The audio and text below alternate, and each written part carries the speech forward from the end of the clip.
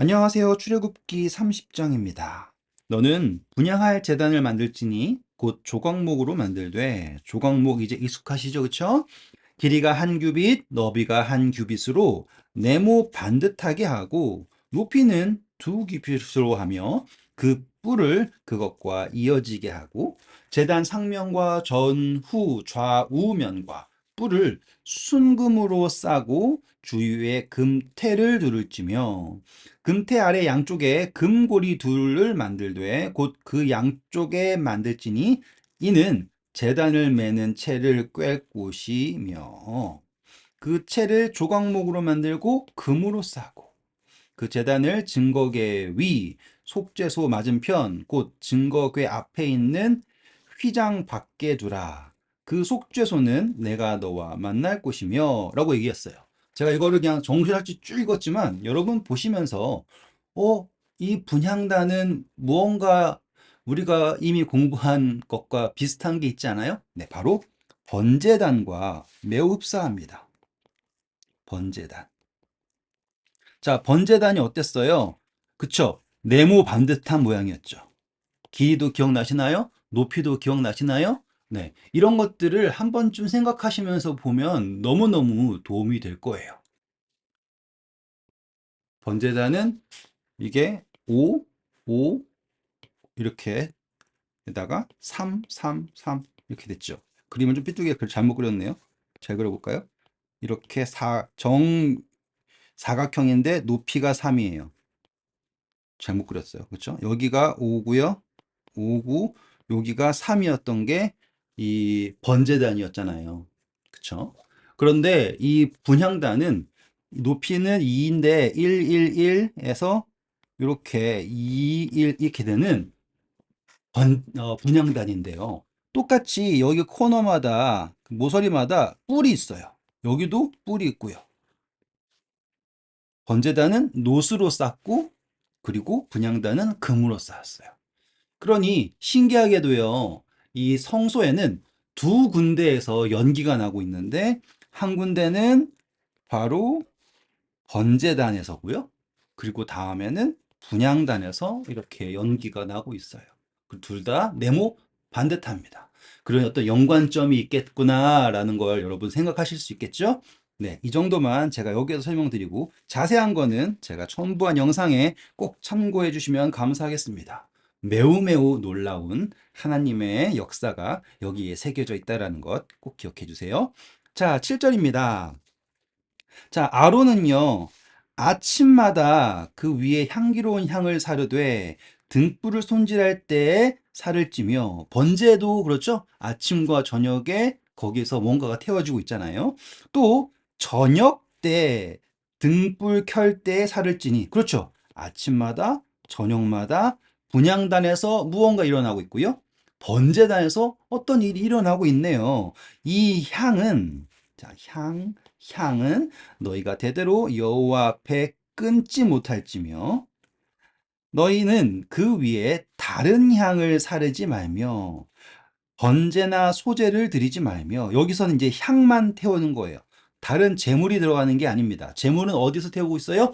번제단에서 태우고 있기 때문에 전제에 술을 붓지 말며 자, 그런데 여기 제가 레위기서 10장 적어놨죠? 네, 거기에 어떤 사람들이요. 지금 이제 겨우 구별될 사람들이 이상한 향을 드리게 되는 장면이 여기에 나옵니다. 그때 가서 더 자세하게 설명해 드리도록 할게요. 아론이 1년에 한 번씩 이 향단 뿔을 위하여 1년에 한 번씩이면 대속죄일이겠죠. 위하여 속죄하되 속죄제의 피로 1년에 한 번씩 대대로 속죄할지니라. 이 제단은 여호와께 지극히 거룩하니라. 자, 흥미로운 거 발견하셨어야 돼요. 아침마다 저녁마다 향을 태웁니다. 번제단에도 아침마다 저녁마다 매일 드리는 번제를 드리죠. 여호와께서 모세에게 말씀하여 이르시되 내가 이스라엘 자손의 수교를 조사할 때, 자, 이제 분향단은 끝이 났고요. 이제 속전이라는 게 등장합니다. 조사받은 각 사람은 그들을 계수할 때에, 자, 보면은 수요를 조사할 때, 계수할 때에 자기의 생명에 속전을 여호와께 드릴지니 이는 그들을 계수할 때에 그들 중에 질병이 없게 함이라.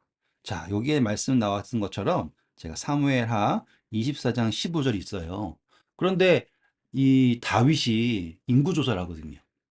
그때 다윗에게 어떠한 형벌을 받을지, 형벌이라 그럴까요? 그가 이제 하나님을 의뢰하지 않고 자기의 군사를 세우려고 할 때 하나님이 막으신 이야기가 사무엘하 24장에 나오는데요. 그때 다윗이 선택한 것이 뭐냐면 하나님의 손에 맡기겠다라고 했어요. 그때 바로 이 이야기가 등장하는 거예요. 그리고 그가 선택한 것은 바로 이 전염병이었고요. 네, 13절입니다. 무릇 계수 중에 드는 자마다 성소의 세겔로, 자, 여기서 중요합니다. 성소의 세겔이라는 거예요. 세상의 가치가 아니라 성소의 가치, 하늘의 가치로요. 반세겔을 낼지니. 그러니 세상의 가치는 세상 사람들에 따라서 계속 변해요. 하지만 성소의 가치는 성소에 속해 있습니다. 가치가 그대로예요.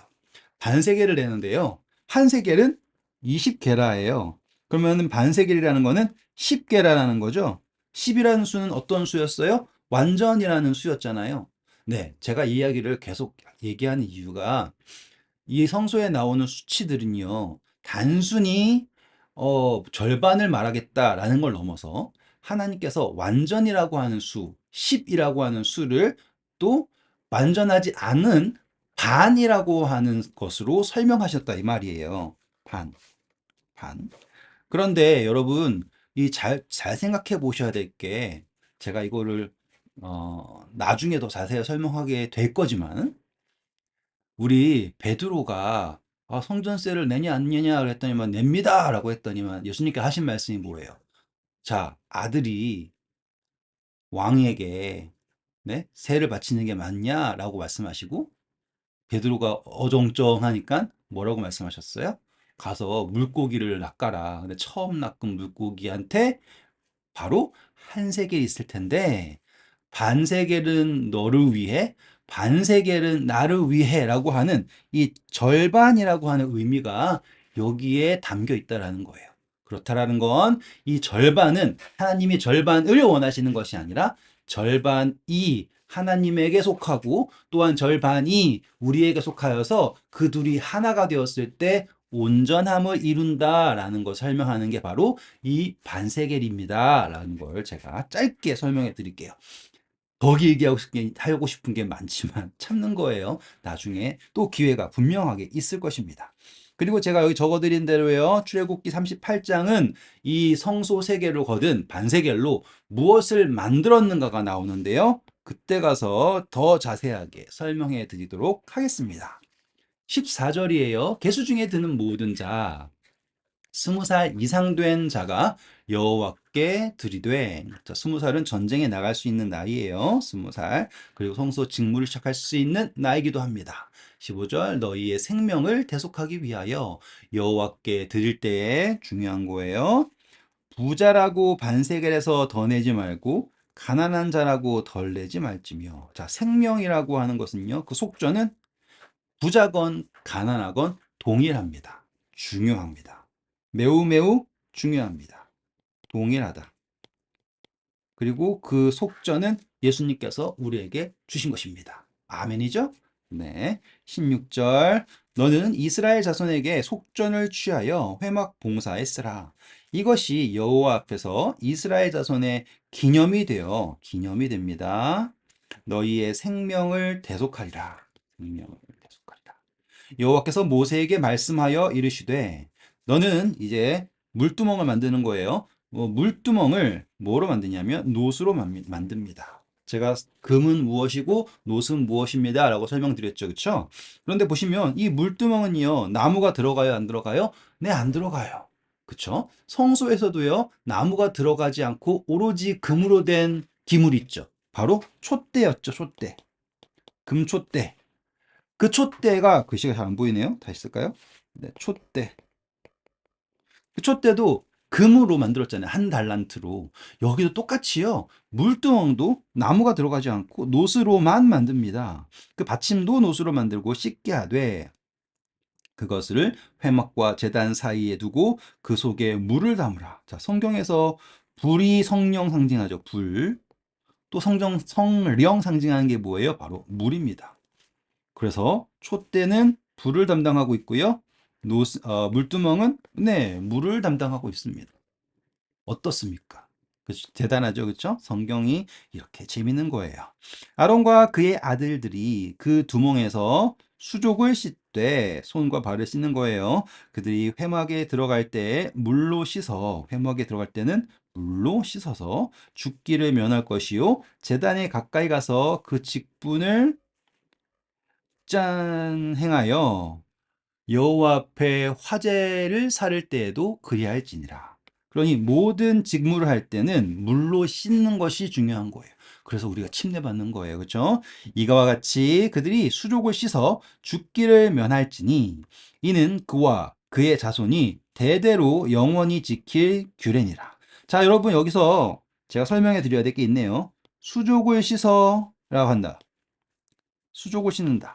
자, 우리 위임식 때 제사장 위임식, 제상자 말고요. 정신이 없네요. 제사장 위임식 때 제일 처음 한 게 뭐였어요? 물로 씻기는 거죠. 씻김. 기억나시죠? 제일 처음 물로 씻기고 옷을 입혔어요. 그것이 뭐라고 설명드렸습니까? 침례라고 했죠. 하지만 침례를 받았음에도 불구하고 우리는 계속 세족 예식하죠. 예수님이 제자들을 다 씻겨주셨잖아요. 그게 바로 이 물두멍에서 씻는 모습을 말하는 겁니다. 이렇게 적용하시면 좋겠습니다. 너무 어렵지 않죠, 그렇죠? 네, 성경을 이렇게 이해하면서 읽기 위해서는 제가 말씀드린 것처럼 우리가 지금 구원받기 위하여 실천하는 것과 하나님께서 성소에서 보이신 것을 연관시켜서 이해하시는 것이 좋습니다. 22절이에요. 여호와께서 모세에게 또 말씀하여 이르시되 너는 상등 향품을 가져되 향품을 가져야 됩니다. 액체 모략 500세겔과 그 반수의 향기로운 육개 250세겔과 향기로운 창포 250세겔과 계피 500세겔을 성소의 세겔로 하고 감람 기름 한 흰을 가지고 자 저기 제가 다 이거를 몰라요. 제가 향수를 좋아하지 않는 사람이어서 그런데 죄송합니다. 살펴보니까 여기 있는 몰약 그리고 뭐 육개 그리고 창포 그리고 계피 이런 것들이 그 당시에 매우 유명한 향품이라는 것을 우리가 알 수가 있어요. 또 중요한 거는 예수님께서 태어나시고 동방박사들이 오죠. 그때 그들도 이러한 향품을 가지고 오지 않았나요? 그렇죠? 또 이 향품들이 상징하는 게, 자, 읽어볼게요. 일단은 500이라고 한 수도 중요하겠죠. 5라는 상징이 중요했으니까. 그 모든 세계는 다 성소의 세계로 해야 돼요. 절대로 세상의 기준이 아니라 하늘의 기준입니다. 그리고 감람 기름 한 흰을 가지고 와서요. 잘 보세요. 그것으로 거룩한 관유를 만들되, 자, 그걸로 다 섞어가지고 관유를 만드는 거예요. 만들되 향을 제조하는 법대로 향기름을 만들지니 그것이 거룩한 관유가 될지라. 자, 이 모든 재료들이 모여서 감람 기름에다가 섞여서 하나가 되어요. 그래가지고 거룩한 관유가 되는데 그 관유로 뭘 하냐면요. 자, 너는 그것을 회막과 증거궤에 바르고 모든 기물에 바르기 시작합니다. 상과 그 모든 기구이며 등잔대와 그 기구이며 분향단과 및 번제단과 그 모든 기구와 물두멍과 그 받침에 발라 물두멍뿐만 아니라 받침까지 발라서요. 그것들 지극히 거룩한 것으로 구별합니다. 이 향유로요. 이것에 접촉하는 모든 것은 거룩하게 된다. 자, 거룩하게 되는 관유를 바르는 거예요. 그리고 나서요, 30절, 너는 아론과 그의 아들들에게 그 기름, 같은 기름을 발라서 그들을 거룩하게 하고 그들이 내게 제사장 직분을 행하게 하고, 그러니 성소의 기물과 제사장들이 같은 기름으로 발라 다시 또 일치되는 것이 나오는 거예요. 중요합니다. 31절 이스라엘 자손에게 말하여 이르기를 이것은 너희 대대로 내게 거룩한 관윤이 사람의 몸에 붙지 말며 자, 이 말은 흉내내지 말라는 거예요. 이 방법대로 이와 같은 것을 만들지 말라. 이는 거룩하니 너희는 거룩히 여겨야 돼요. 아, 여러분, 제가 여기서 한 가지 꼭 말씀드리고 싶은 게 있어요. 거룩하다라는 건요, 그냥 거룩한 게 아니에요. 우리가 거룩히 여겨야지 거룩한 거예요. 하나님 거룩하시죠? 그렇죠? 여러분이 드린 예배 거룩합니까? 그게 그냥 거룩한 게 아니에요, 여러분. 거룩히 여겨야지 거룩한 거예요. 하나님은 우리가 거룩히 여기기를 원하시는 거예요. 그래서 거룩히 여김을 받으시오며 라고 하는 겁니다. 이해하실 수 있겠죠? 그래서 이 관유라고 하는 건 충분히 누구나로 만들 수 있어요.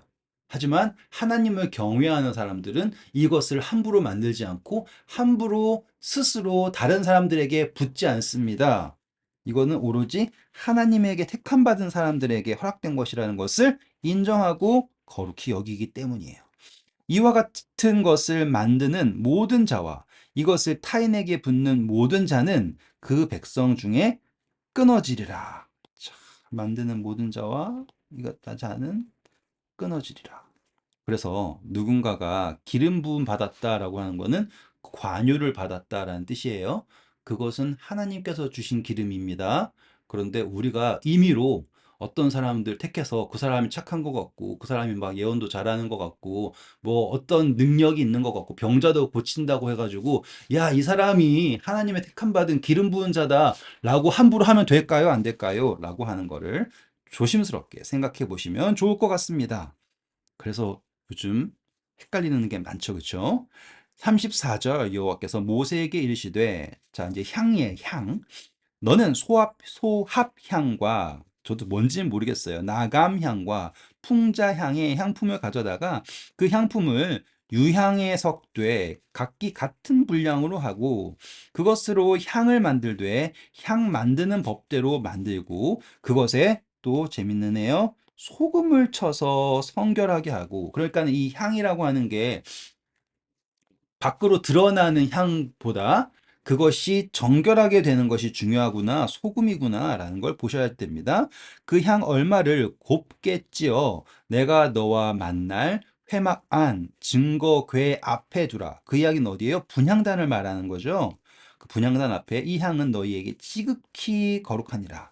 내가 여호와를 위하여 만든 이 향을 거룩한 것이니 너희를 위하여는 그 방법대로 만들지 말라. 보세요. 너희를 위하여는 만들지 말라. 냄새를 맡으려고 이 같은 것을 만드는 모든 자는 그 백성 중에 끊어지리라. 자, 여기서 기름도 그렇고요. 향도 그렇고요. 하나님께서 우리에게 만들라고 명령하셨는데 우리가 그것을 거룩히 여기길 바라시고 우리가 임의로 만들어서 어떤 사람에게 붓거나 또는 그 향을 임의로 내가 사용하여서 냄새가 나게 하는 것은 안 된다. 그렇게 하면은 백성 중에서 끊어진다라는 걸 하나님이 계속 강조하고 계시는 걸 볼 수 있죠. 이 이야기가 뭘까요? 라고 하면, 자, 여러분, 향이라고 하는 건요, 뭐 있잖아요. 뭐 이 방을 며느리한테 이 방을 가득 채우는 사람한테 뭐 하겠다 해가지고 누군가는 뭐 촛불 가져오고 누군가는 뭐 향 가져오고 막 이런 식으로 했잖아요. 이야기를 다 들어보셨죠? 지금 여기서 설명하는 건 뭐냐면 하나님 우리가 성소에 간다고 쳐보세요. 그러면 성소에 갔다 오면은 성소에 갔다 왔다고 하는 냄새가 그 몸에 배어 있을 거예요. 특별히 제사장은요, 엄청나겠죠. 여러분 혹시 인도 사람들 집에 가보셨어요? 뭐 어마어마해요. 그 냄새가. 그 사람들이 먹는 음식 냄새도 있지만 그분들은 또 향을 피는 걸 좋아하세요. 그래서 그분들 집에 가면 와, 냄새가 지워지지 않을 정도로 강하게 몸에 붑니다. 아, 이렇게 생각하면 되겠네요. 담배 피는 분들 어때요? 냄새 나죠? 담배 피는 사람은 100m 밖에서도 냄새가 나요. 그 이야기가 뭐냐면 성소로 갔다 왔다라는 것은 성소의 냄새가 난다라는 거예요. 제가 고린도후서 2장 14절, 16절 적어 놨잖아요, 여러분. 그리스도를 아는 냄새예요. 그리스도의 향기가 난다라는 것.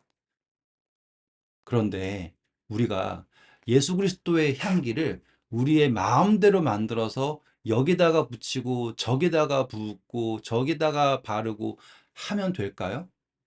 분명히 구원은 예수 그리스도잖아요.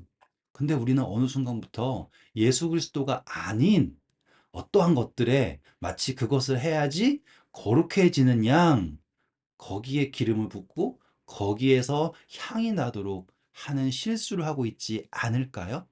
한번 곰곰이 생각해 보세요. 예수 그리스도가 아닌 어떤 것에 내가 기름을 붓고 있는가? 혹은 내가 그 향을 나도록 하고 있는가? 여러분, 우리는 제가 함부로 얘기할까 봐 조심스럽습니다. 그것을 매우 경계해야 됩니다. 왜냐하면 그러한 사람들은 백성 중에서 끊어질 것이라고 성경이 이야기하고 있기 때문이에요. 우리는 예수 그리스도의 향기를 오로지 예수 그리스도를 통하여 예수 그리스도에게 발견되는 저와 여러분 되기를 바랍니다. 네, 오늘도 수고하셨고요. 좋은 하루 되세요. 감사합니다.